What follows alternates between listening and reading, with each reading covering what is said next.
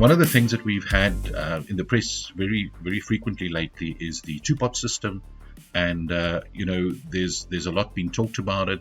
And I've got Ronald King here, who's from PSG Wealth and heads up their regulatory affairs, and he's going to just talk us through the sort of origin. Where does it come from?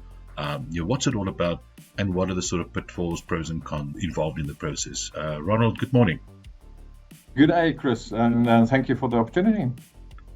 So the two-pot system has been coming for quite a while, but I think the COVID pandemic that we had pushed it to the front. So what's the issue? The issue is, of course, that if you're in a retirement fund, the only way that you can access that money is by resigning. And with a retirement annuity, you cannot actually access that at all until the age of 55. So if you're in a position where you're destitute, you really don't have money, the only money that you've saved over your life is in your retirement fund. It's great to have people talk to you and say to you, oh, but this money is for retirement, but you're not going to make Friday. And for that reason, it has become clear that there's people that really need to access the only money that they have available. So after the pandemic, work started on it, and now finally we've seen the recommendation that National Treasury has put in front of us. And what they are saying is, listen here, everything that you have saved up to date, still can't touch it. But from here going forward, and the date at this stage looks like the 1st of March next year, from here going forward, we will split your retirement savings into two pots, a 1/3 pot and a 2/3 pot. And that 1/3 pot, you will be able to access once a year from now going forward. What's, however, important to realize is that we will start filling those pots from the 1st of March next year. So you won't have anything in that pot immediately. You won't be able to now suddenly access a third of everything that you've saved to date in your retirement annuity or in your provident preservation funds or in your pension funds. But the benefit is that from here going forward, we are building a reserve that you would be able to access.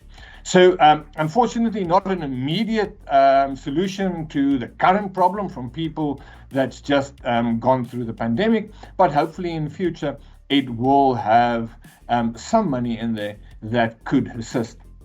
So the question is, should you use it?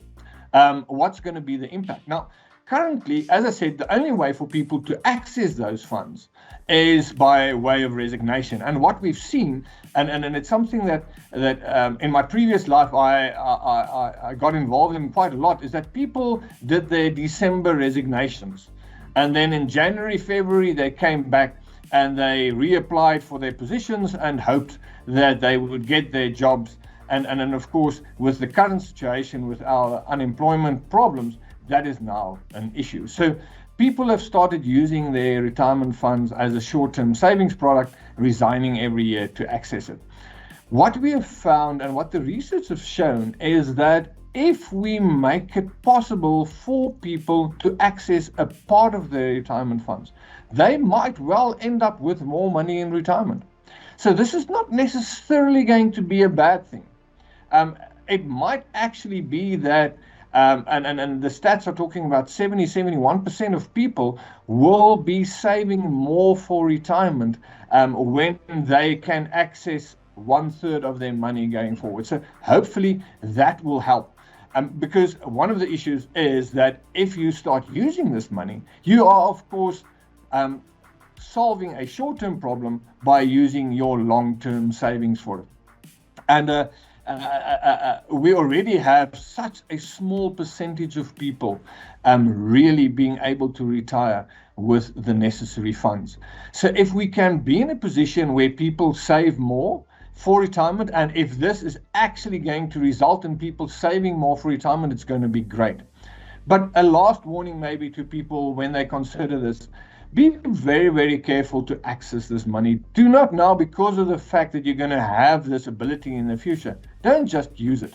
We've seen on a regular basis that people are in debt and then pay off all their debt. And 2-3 years later, they've got exactly the same amount of debt, but now their savings and investments have been used up. So normally, it is probably better to continue with that debt level, change your lifestyle, and not use your long-term savings to solve your problems.